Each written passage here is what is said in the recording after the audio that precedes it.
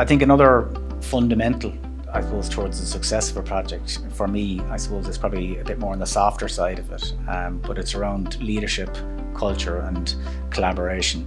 And we don't always get it right.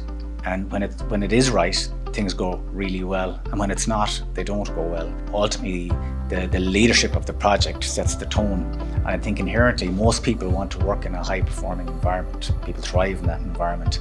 But it's set ultimately by, the key stakeholders and clients in the project. And I think it's also set by how they share their vision with everybody and take the time to share that vision with everybody, so that people really understand what the project is about, what its purpose is, and get in behind that. Then I suppose you will find that people will go that extra mile to make the project successful. So I think leadership is a real key part of it, and bringing the team into the ultimate purpose of the project, I think, as I say, is something that can really set a really strong tone. Aside from that, I suppose, I think there's a piece around empathy, people having empathy for the various stakeholders in the project, across client, across professional team, across contractor, supply chain. Not sympathy, but empathy, understanding the challenges that exist, and ultimately having that frame of mind to work with them through those challenges.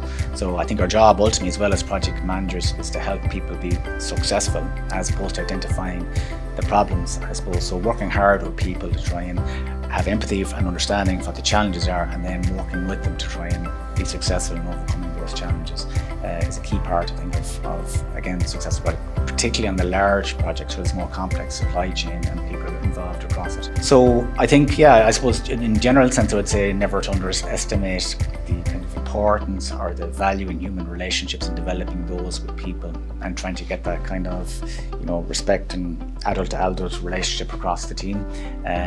It generally delivers very strong and positive collegians, I suppose, and outputs on projects. Some basic stuff around being organised, being professional, not wasting people's time.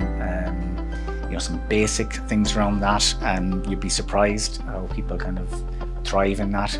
I visited a site recently, and it was set up extremely well in terms of the whole facilities. From the moment you landed at the site, the entrance, the car park, the changing areas, walking the site, the housekeeping was excellent, and you could see that the project was going really well, because people and contractors, supply chain, they want to work in a place where they can, I suppose, excel at what they do, get through their work quickly and be efficient.